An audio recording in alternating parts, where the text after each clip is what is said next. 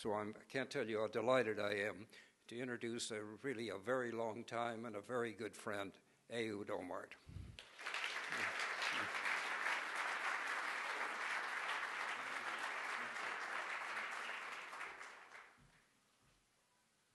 Thank you very much, Mr. Chairman, my dear friend, Lester Crown, the Honorable Ambassador, Consul General of Israel in Chicago, Orly Gil, distinguished members of this very important club, ladies and gentlemen.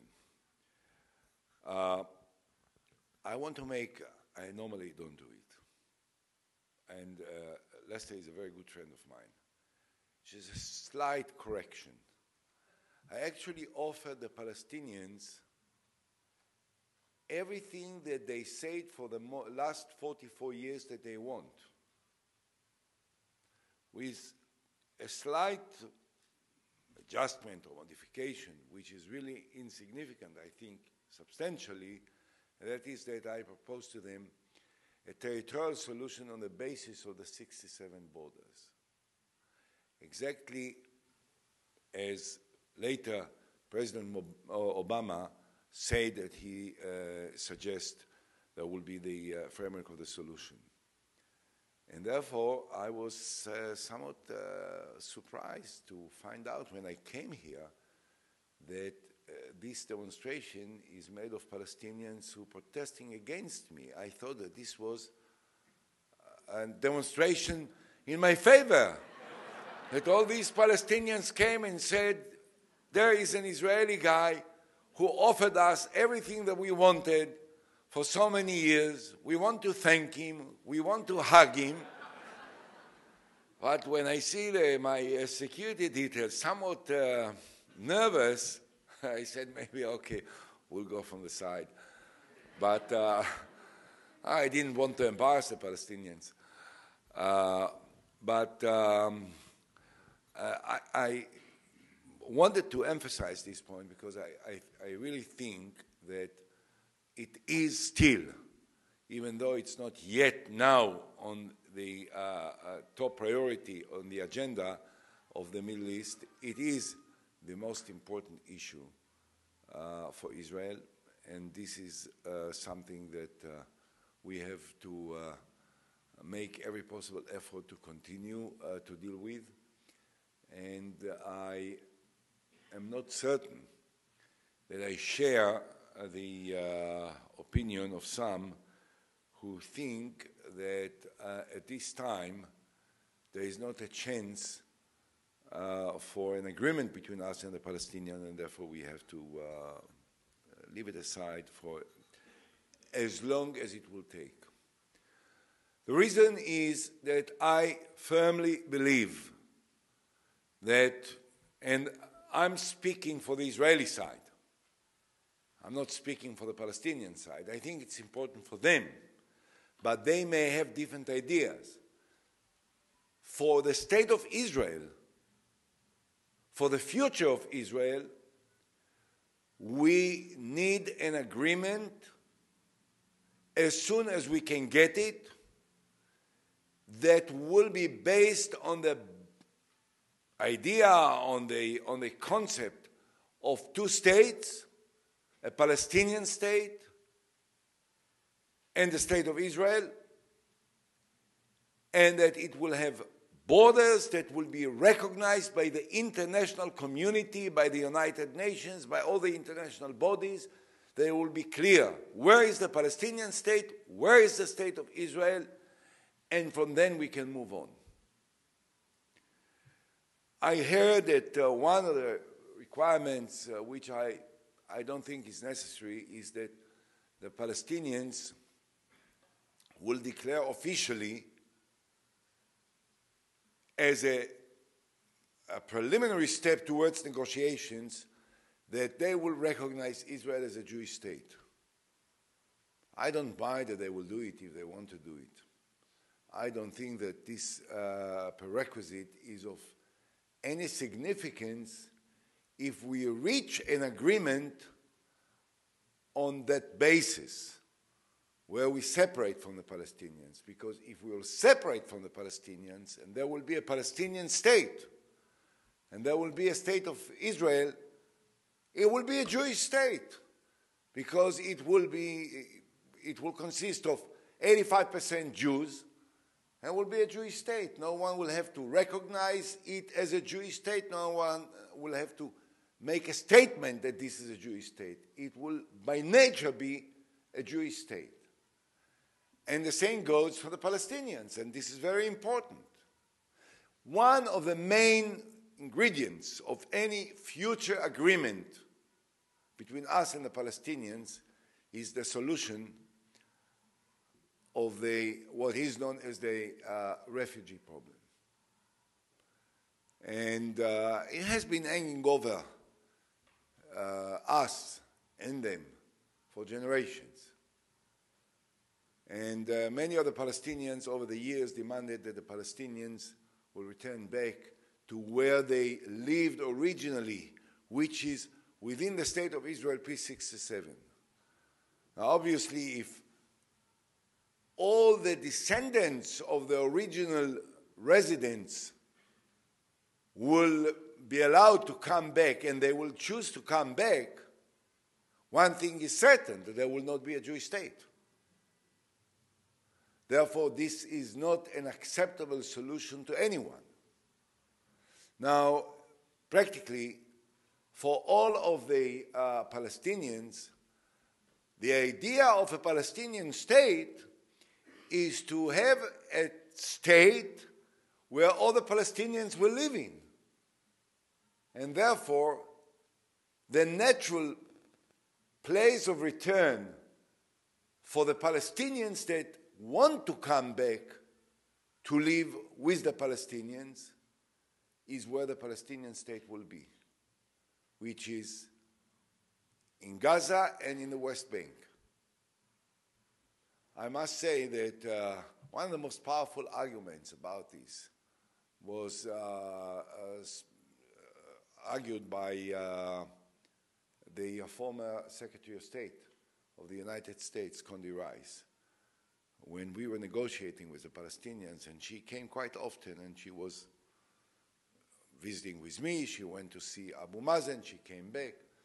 She said to me, I told to Abu Mazen, in 1948 or 49, when the original resolution in the United Nations for the right of return was adopted, no one talked about a Palestinian state.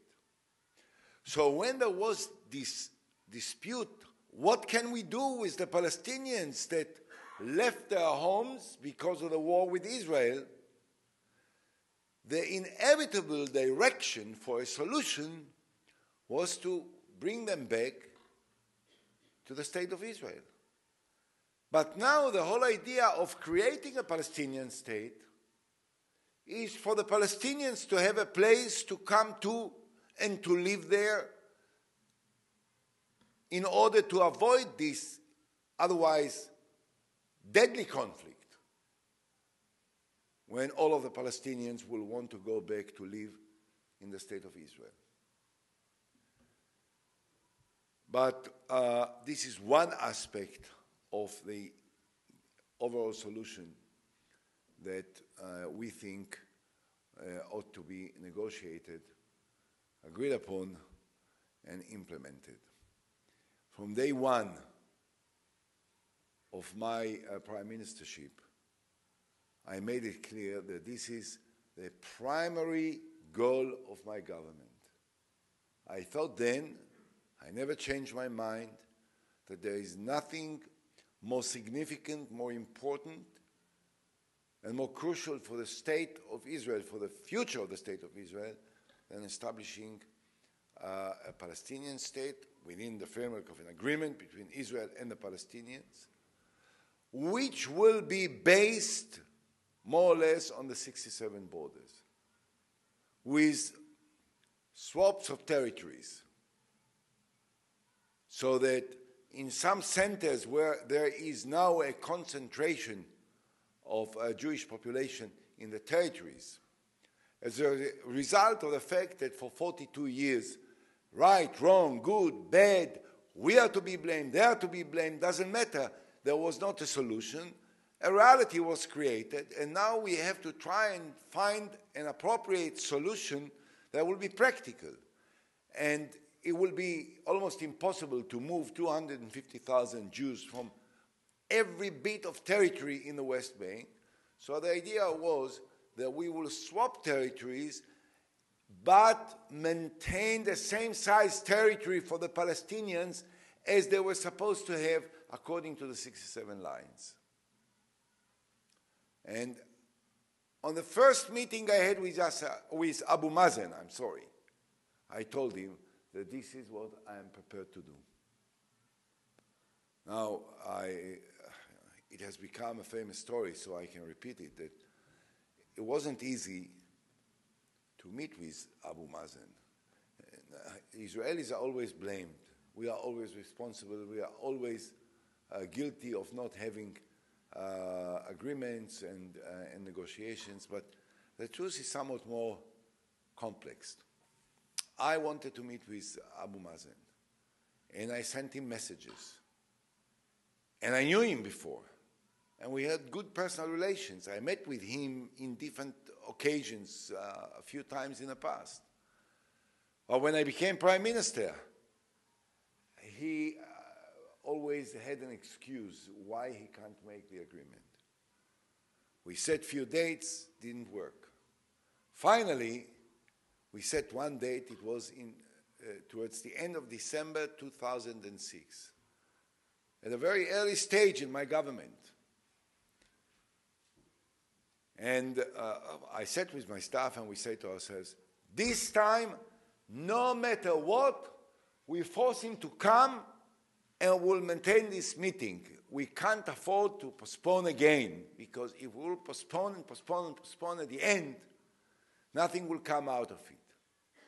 And our attitude was all the time that this is our interest to have an agreement. And therefore, we want him to come. And, we're counting the days, and we were approaching the 23rd of December, and we never heard from them, which was good, which meant that they are about to come. On the 22nd of December, we get a telephone call from Saeb Erekat. And Saeb Erekat says that the president wants to speak with me, his president. We immediately sense that there is a problem. So we made a connection. And Mr. Abbas, Abu Mazen, said, Prime Minister, I'm so sorry, I apologize, I forgot that there is something urgent in Gaza, and so on and so forth. I said to him, President, no way. Tomorrow you come. And my staff was sitting around me, and they waved to me all the time. Don't give in. Be tough. Yell at him. Force him. He's got to come. And I talked and talked and talked and talked, and it didn't work. He said, I can't make it. So one of my staff looked at me and said, you've got to do something. And he was very angry that I wasn't more aggressive. I waved to him, wait until I speak. I covered the telephone about honor. And then I said, okay, I understand, Mr. President. You don't want to come. You can't come. You decided to insult me. What can I do? If that's what you decided, I accept it. I will live with it. But perhaps you can answer me one question. Why did you decide to insult my wife? I insult your wife? Never. I said, what are you talking about, I told her that you are coming, and for the last 24 hours, she's standing on her feet to cook the food that you love, and now I'm going to have to go to her and to tell her that you're not coming? There was complete silence. No one talked. And then he said, Mr. Olmert, I will be tomorrow night. That's how we started our negotiations. Yeah, you can take it as a joke. It's true, but it shows something which I think is very important that I have learned over the years, and I try to always use it in my relations with world leaders. Personal trust is not unimportant. It's better when the other side thinks that you are an honest guy, for instance, that you don't mislead him, that he can trust what you tell him. It's important. It's important because sometimes when there are differences on your opinions and disagreements, the personal dimension can be of some positive consequence. And since then, we started to build it. And towards the end of my time in government, but long enough before I retired, I shared with the Secretary of State of America, the only important partner that can really make a difference, and of course with Abu Mazen, what is the official plan of the State of Israel for peace. And it consisted of a few major elements. One was, as I said before, the territorial issue. The territorial solution will be based on the 67 borders with swaps of territories, but the basis will be the 67 borders. At one point, Abu Mazen said, no, it has to be identical. I said, Mr. President, I'm not certain that this is your interest to keep it identical, because in 1967, there was no connection between the West Bank and Gaza. If you guys want to have a one state both in the West Bank and Gaza, you need to have a connection. If you insist on identical lines, you'll have no connection. Now, what is your choice? He said, okay, let's talk about the details. And I proposed that there will be a connection between Gaza and the West Bank, a tunnel or a bridge of about 40 kilometers. The exit will be in Gaza, the entry will be in the West Bank or the opposite. And it will be a direct connection between the two parts of the Palestinian state. So the first element was the 67 borders with the necessary adjustments. The second was the issue of Jerusalem. I need not to tell you that for me, perhaps it was more difficult than maybe to anyone else to propose what I did, which is to share the city of Jerusalem between us and the Palestinians, so that all of the Arab neighborhoods in Jerusalem will be part of the Palestinian Jerusalem, which will be the capital of the Palestinian state, and the Jewish neighborhoods that will be part of the Israeli Jerusalem that is the capital of the state of Israel. I was the mayor of Jerusalem for 10 years. I was fighting for the unity of Jerusalem. It was heartbreaking, perhaps one of the most difficult moments in my life. But when I reached the inevitable conclusion that there will never be peace unless part of Jerusalem will be controlled by the Palestinians, the choice was simple, even though it was heartbreaking and very difficult. It was simple because once you understood that this is the key to peace, you had to decide, what do you want more? You want peace, or you want to maintain the entire city of Jerusalem at any cost?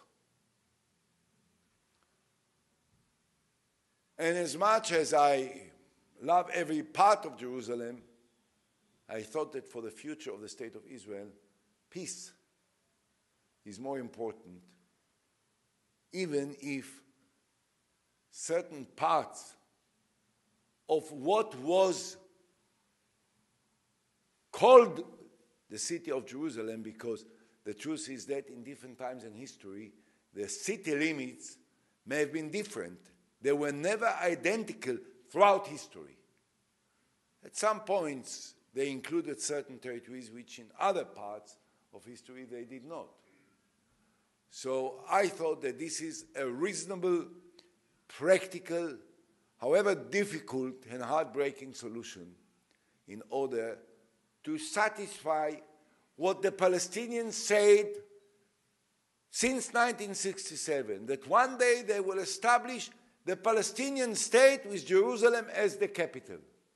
So this approach gave them an outlet to this desire.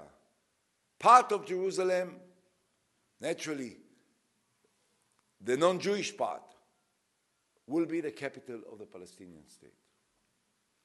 Then was the even more difficult part, which was the Holy Basin, the Temple Mount, the old city of Jerusalem. The old city of Jerusalem is important to three religions, actually, maybe to everyone. To the Jews, to the Muslims, and to the Christians.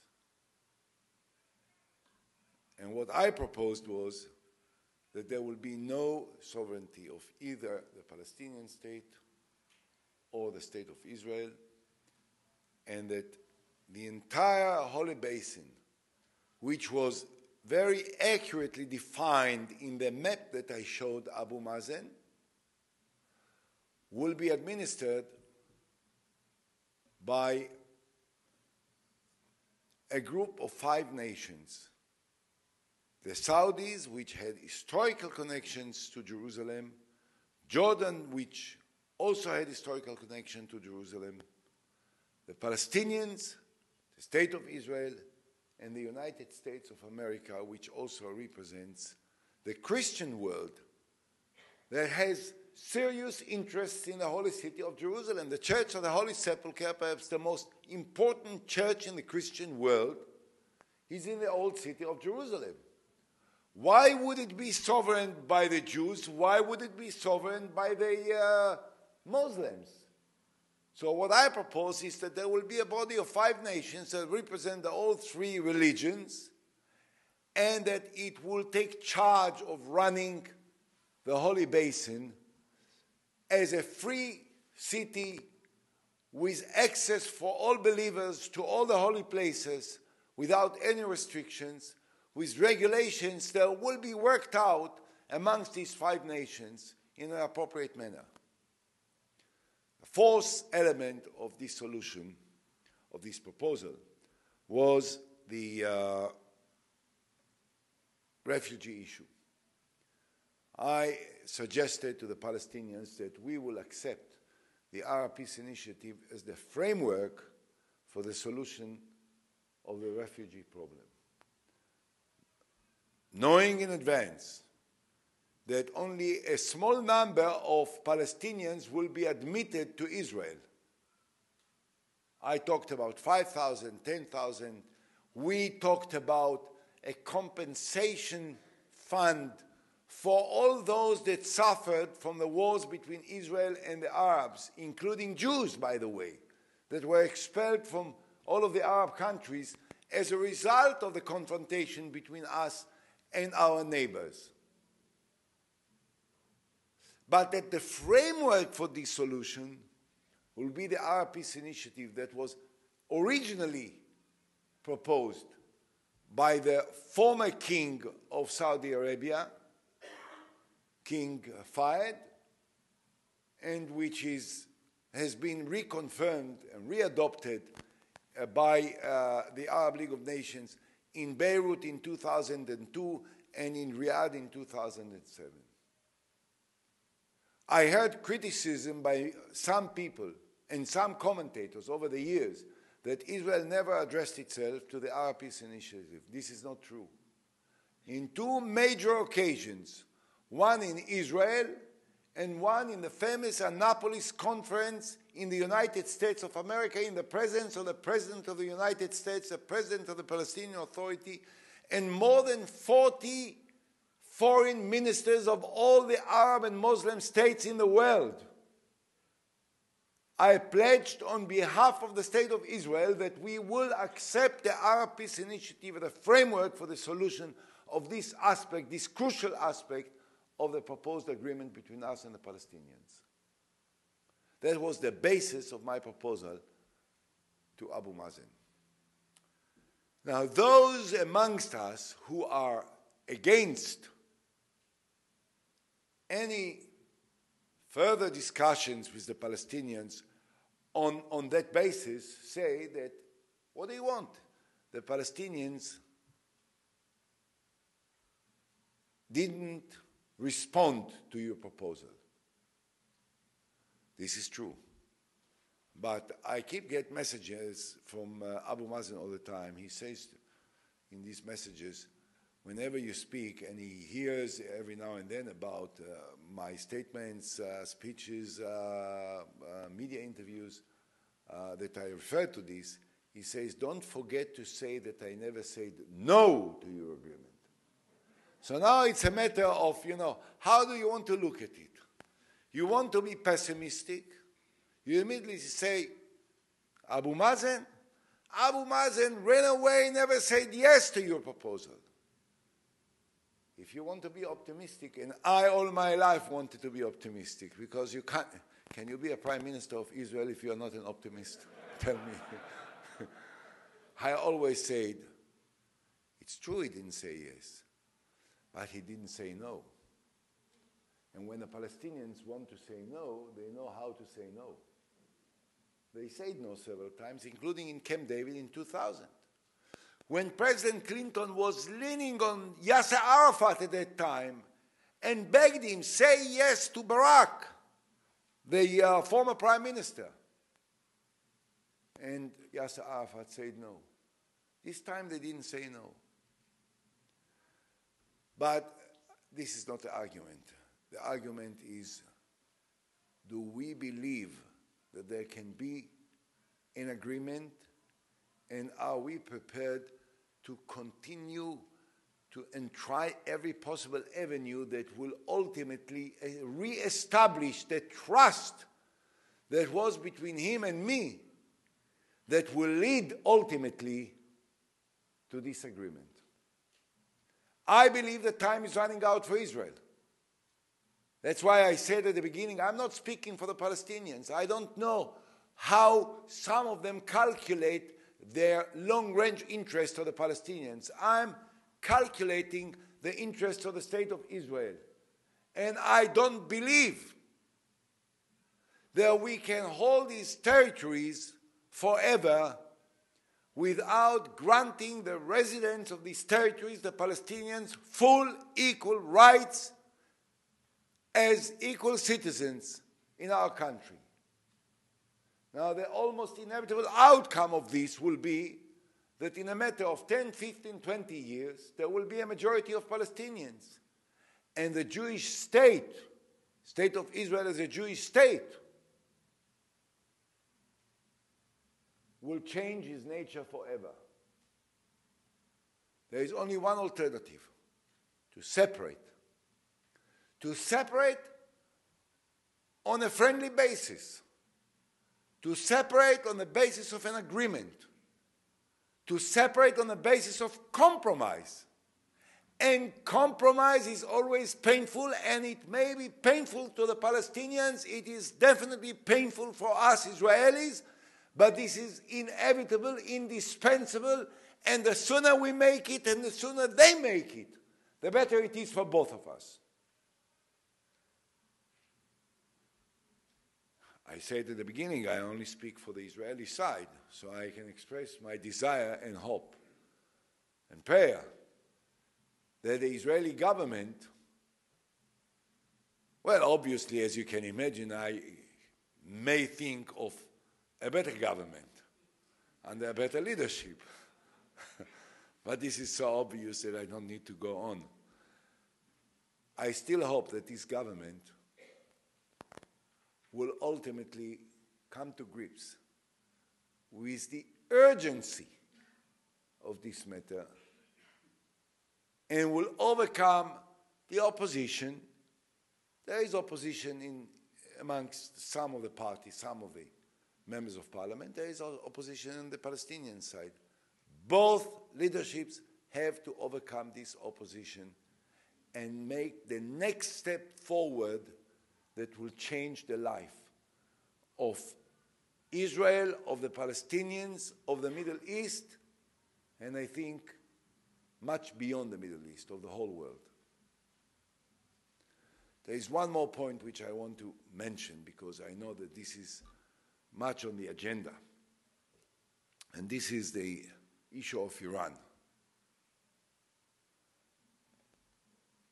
There is no doubt, I think, in Washington as well as in Jerusalem, as well as in every major European capital, that the Iranians are trying to build nuclear capacity, not for the purpose of using nuclear energy for civilian needs, in order to have an atomic bomb.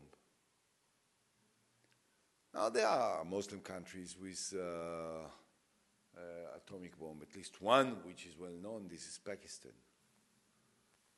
And we are asked occasionally, why were you not petrified by the possession of a nuclear weapon by Pakistan? And you are so disturbed by the possibility of having a nuclear weapon by Iran. The reason is very simple. First of all, we were not happy with the atomic bomb in the hands of Pakistan, a non-democratic society, unstable, lots of difficulties, lots of changes. You don't know who will have his hand on the nuclear weapons in Pakistan. But we all knew that when Pakistan created this capacity, it was aimed primarily in order to defend or attack the neighbors, the Indians, and they didn't have us in mind. This is not the case in Iran. Here you have an 80 million people country, which is a very highly developed country, with a high technology, with a very advanced education and academic system, with natural resources that make it one of the richest countries in the world. And the president of this country talks openly and officially and formally and brutally about the need to write Israel off the map. Now, when such a leader is trying to possess nuclear weapons, there is no way that Israel will be indifferent. And I must say that this is a position shared by all of the Israelis. There is no government and opposition on this issue. We can't tolerate the idea that Iran will possess nuclear weapons. And we have to build capacities that, if worse comes to worse, and there will be nothing else to stop the Iranians, that we will have the ability to do it. But everything has to be calculated in a very careful manner. While we think that we have to have the capacity to stop the Iranians, we must be part of the effort of the international community that will try to stop it. And the international community will not be led by Israel, but by the United States of America. And this is the duty, the responsibility, and also the ability of the United States of America to lead the international community to stop the Iranians from continuing their nuclear program. I think that the recent steps taken by President Obama to disengage Iran from the banking system of the world is a major step forward in the right direction, because it will cause a terrible damage to the economy of Iran, and it may shake the foundations of the government, because there will be protests, and we have seen in recent months in Arab and Muslim states that sometimes a protest can blow out of control of the governments and change over the entire political situation. It is our duty, before we use the last resort, to try and take all the necessary measures that we have in order to stop the Iranians. America has the power. Europe is a very important part of it. Israel has to be a partner to it.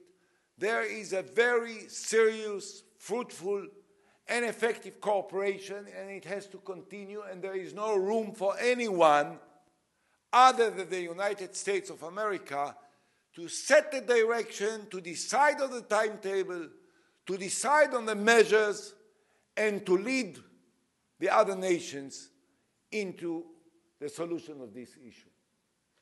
This is, I believe, is the right policy that I think should be adopted both by Israel, by Europe, and by the United States of America. And there is no room for an independent military actions that can trigger a regional war in the Middle East. Certainly not when there is time for alternative actions, and I know what I'm saying. There is still time for alternative actions. We haven't yet reached the point of no return as far as the nuclear program of Iran is concerned. Finally, I was asked, how is the Arab Spring going to influence the Middle East? And my answer is that I hope that the Arab Spring will move forward into an Arab summer, but I'm not so certain about it. Past experience shows that sometimes Arab Spring can develop into something very nasty. It happened in Iran. In recent elections in Tunisia, in democratic way, the Islamic movement of Tunisia took over after the collapse of the dictatorship which ruled Tunisia for many years. I am not certain that I know what will happen in Libya. It's not so easy, even though, for years we had to live with this lunatic who ruled Libya for so many years. And we certainly don't know what will happen in Egypt. And Egypt is extremely important for the stability of the Middle East, certainly for the State of Israel as the first partner for peace between Israel and an Arab country. The fact is that almost a year after the collapse of Mubarak, we still keep good working relations with the Egyptians. I can't say that these are very warm relationships, but they are stable. And my hope is that it will continue. That brings me back to the beginning. It may have better chances if Israel and the Palestinians will return back to the track of peace negotiations. Peace between Israel and the Palestinians is the key to the stability of the Middle East. A resolution of the historical conflict between us and the Palestinians is the basis for improved relations between us and all of the Arab countries. And therefore, it is so important, it is so urgent, and it is so necessary that we will be able, all of us, the Israelis as well as the Palestinians, overcome our suspicions and our fears and our bitter memories of the past and look forward with hope, with strength, with determination, and with courage. Thank you very much.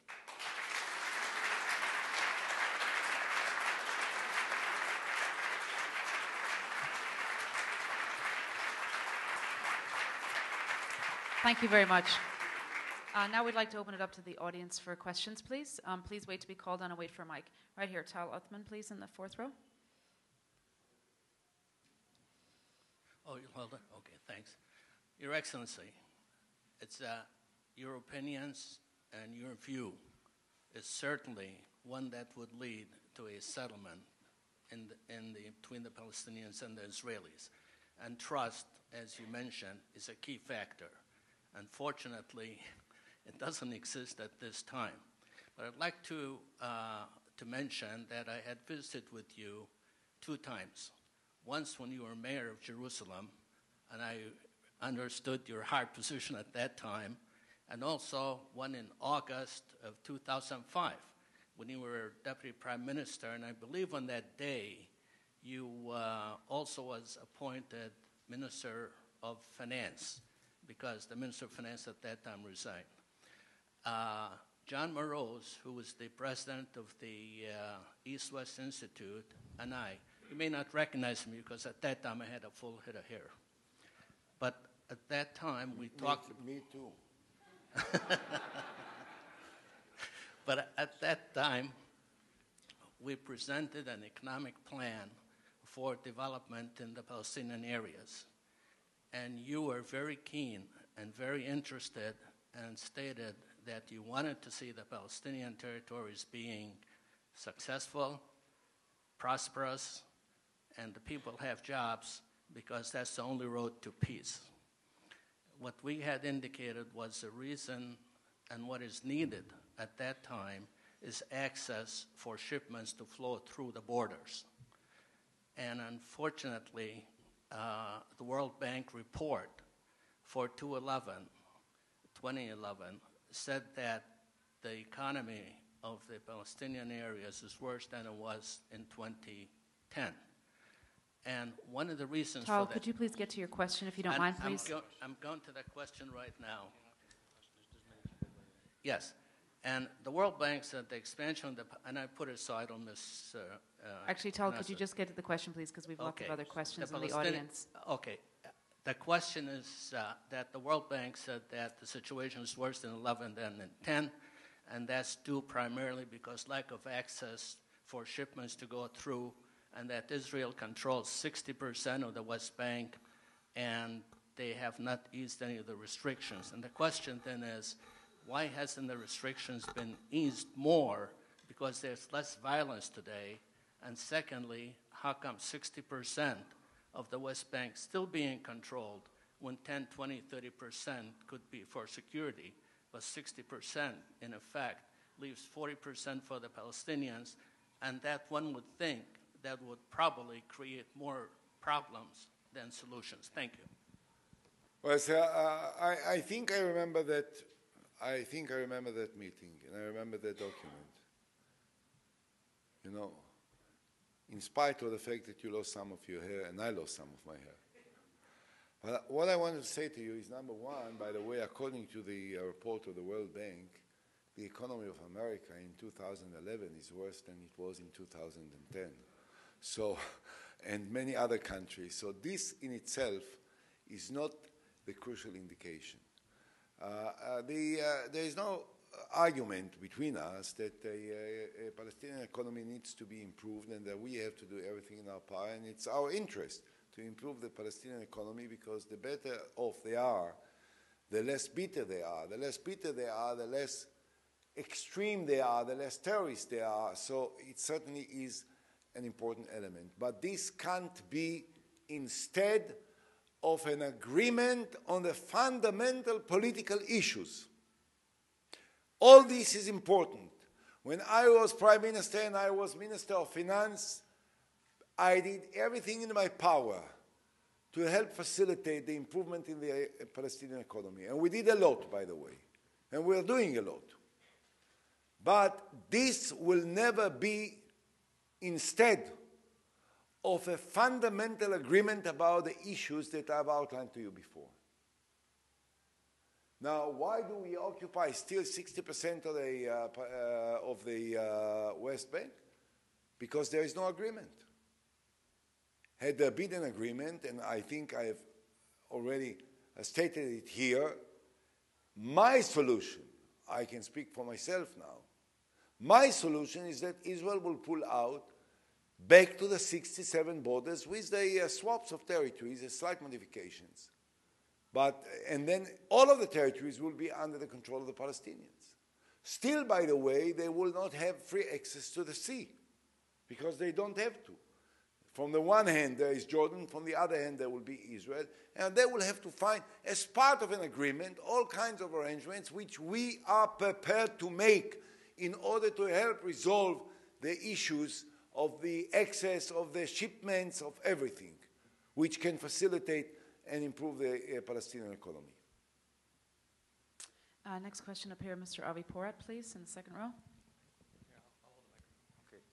Mr. Prime Minister, you emphasize the need to move forward, and I completely agree with you. Can you look into the looking glass and tell us where we'll be a couple of years from now or 3 years from now, and what will break the impasse? Well, it depends. If we'll meet in Chicago, we'll be in Chicago. It's hard. I'll tell you. I think that it depends on the political situation, both amongst the Palestinians and, of course, in Israel. I don't know what will happen in 2 years' time in Israel. In the Middle East, 2 years is eternity. Who knows? Things change so dramatically. There probably will be elections in Israel. And I'm not certain that I know, and I suggest that no one will be certain that he knows what the outcome of these elections will be. I think that there is a likelihood that Netanyahu will be re-elected, but it is not certain. There can be changes, and I expect that there will be changes. Excuse me, sir, if you could please keep quiet. Well, what? Thank you, please. Thank you. Sorry, Mr. Prime Minister, go ahead with your answer. I must say that I admire his patience. He waited and waited and waited and waited. Great.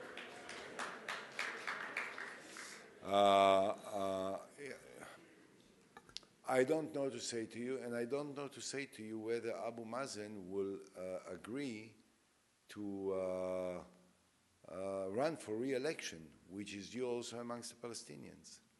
So this is very important because at the end of the day, as I said, it very much depends on the leadership, both in our side and in their side.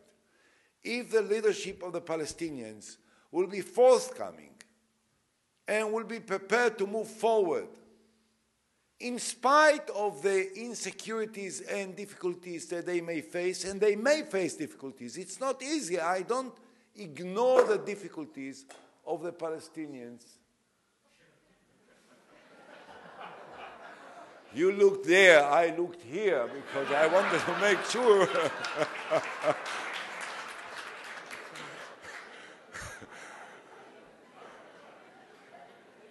that, as I said before, it's very, very important that there will be trust between the leaders. And I think, therefore, that 2 years is a hell of a lot of time. If you ask me what will be until the end of the year, I hope that nothing will change. If nothing will change until the end of the year, which means that in the meantime there will be elections in America and a president will be elected, whoever. I personally have an opinion who may be the elected president of America, but I don't want to say because I don't want to intervene in American politics. It's, it's difficult enough to deal with Israeli politics. But I think that that will be very important to go through this year without any dramatic changes. But that as much as one can give you by way of prophecy for the next 2 years in the Middle East. Yeah, Murdu Secker, please, in the fourth row.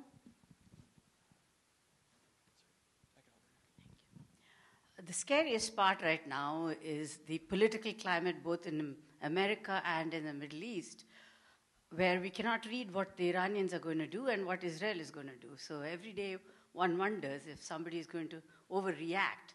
What is your advice and opinion on? Well, I think I made it clear that I don't advise that anyone will act beyond the necessary limits.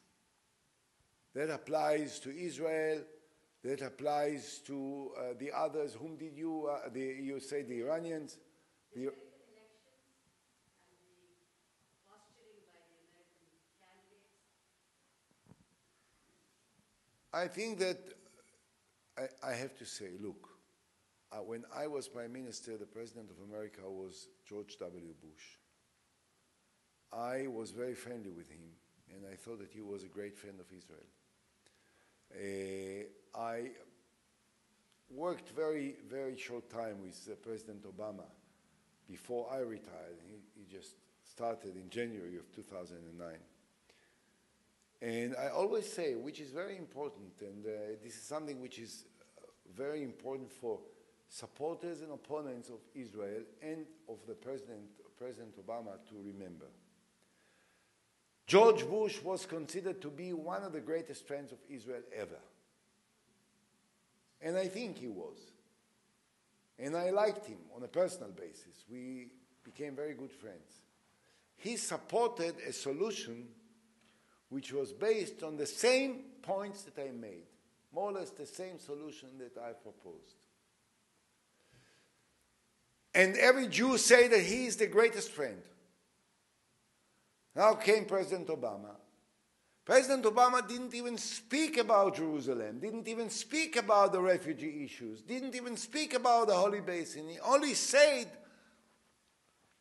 that he is prepared for a solution, that he proposes a solution, a territorial solution, on the basis of the 67 borders. Not identical because of the swaps, but on the basis of it. And everyone says that he's hostile to Israel. Why is he hostile to Israel? Why is Bush a great friend of Israel and Obama is not? I think that Obama is a friend of Israel and Obama is a friend of the Middle East, and I think that he made major steps in order to convince the Islamic population of the Middle East that he is definitely not looking to fight with them, that he wants a reconciliation with the Islamic world. And at the same time, I think that he is a friend of Israel and he cooperates with Israel and he supports the basic needs of the state of Israel. And therefore, whether this is a Democrat or a Republican, if he is as serious as the two that I mentioned, I don't see any dramatic developments coming. More I can't say because I don't know if Obama will remain president or not. I mean, I think I know, but I don't want to talk about it. Yeah. Next question. Mr. Alan Rich, please, in the third row. The microphone's next to you, Alan.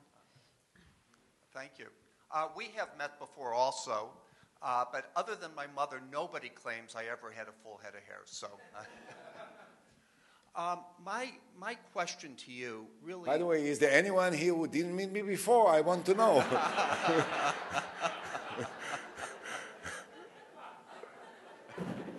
Right, please. It's a fair comment. My question, it goes back to the question of leadership, because in order to reach the ultimate peace solution, it's going to require courage and vision and leadership on both sides. My question to you is where is and who are the leaders on the Palestinian side that have that vision and courage and leadership? Well, I definitely can say that Abu Mazen and Salam Fayyad have the vision about peace, and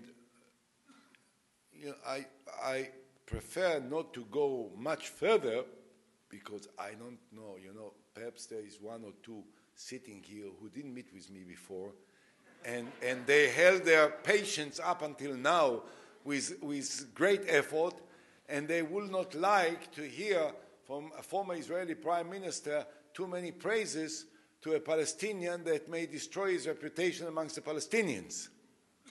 But I would say this, that Abu Mazen, in the middle of the Second Intifada, which was bloody and brutal and terrible and killed hundreds of innocent Israeli citizens near their homes, in the coffee shops, in the restaurants, in the buses, near the schools.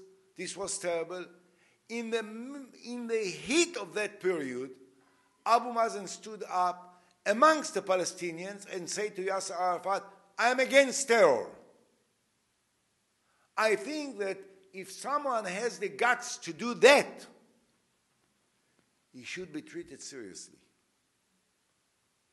Now, whether or not he will have the courage to carry on this process to the very end remains to be seen.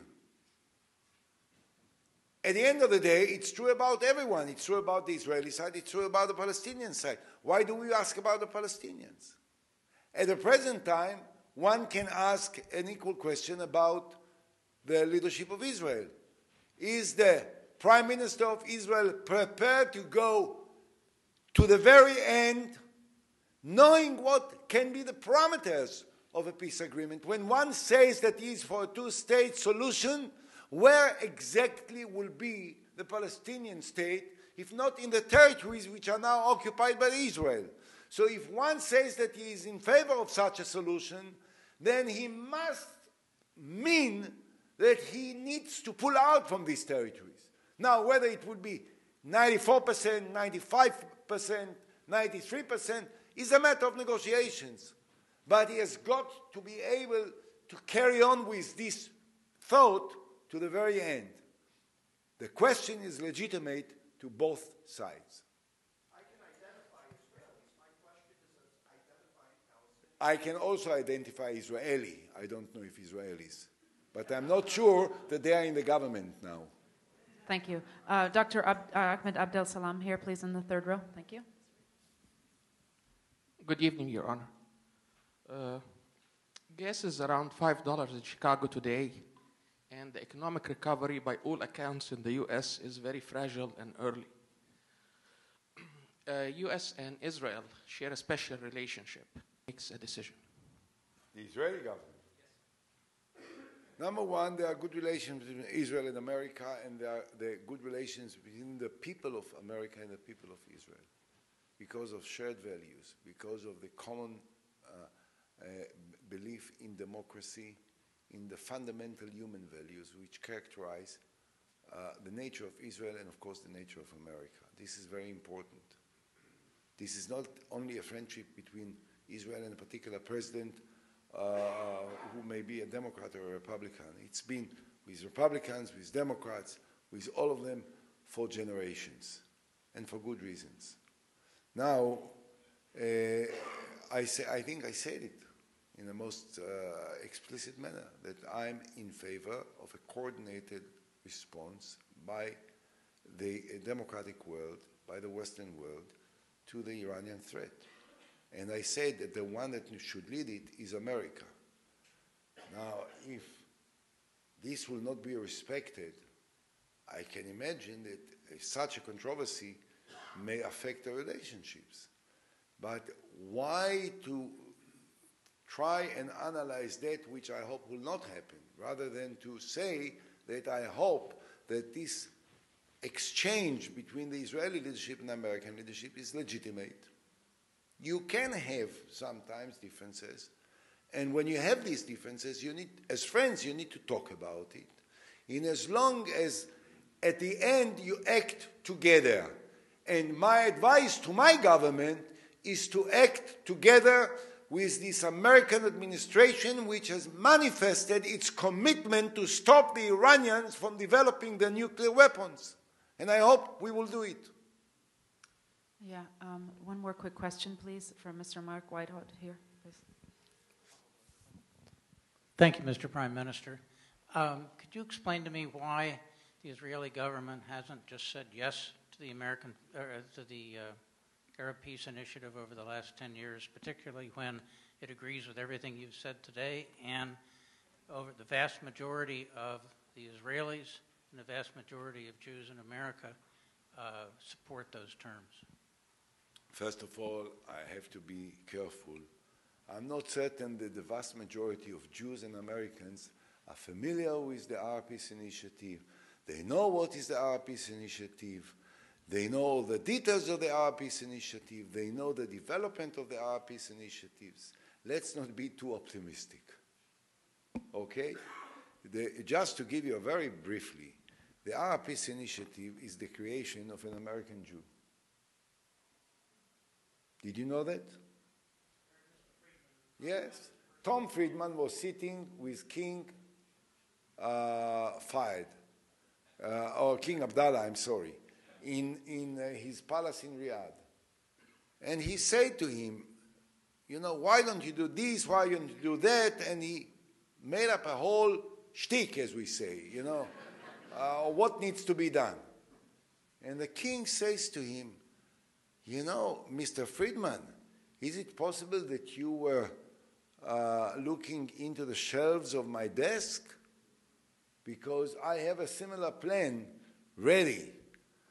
And they started to discuss it. Now, I had a long talk with Tom about it. And he said that he got a telephone call from the king that said that he is going to speak about it.